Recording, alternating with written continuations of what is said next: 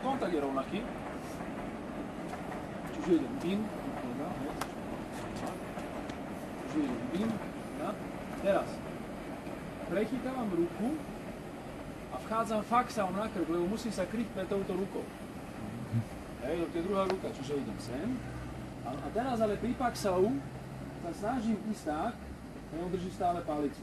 Snažím sa ísť tak po paxalu, že mu vytrhávam, že to paxal nerobím sem, ani sem na zápestie, ale idem po palicu. Hej. Čiže tu som, naťahnem si ho po palici, snažím sa tú ruku vytrhnúť. Keď mu zostane, ale je mimo mňa, nevadí. Áno?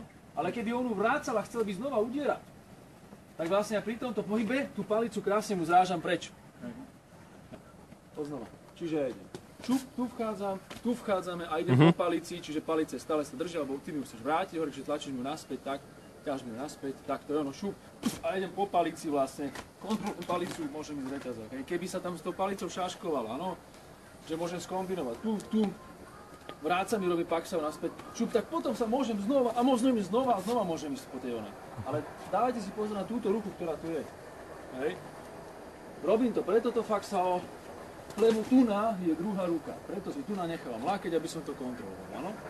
Tu môžem ísť faxao, bude mi tu šaškovať s tou rukou, s tou palicou znova, tak si to natiahnem, hej, a už idem. Druhá ruka mi kryje zase prestať. Čiže ešte raz.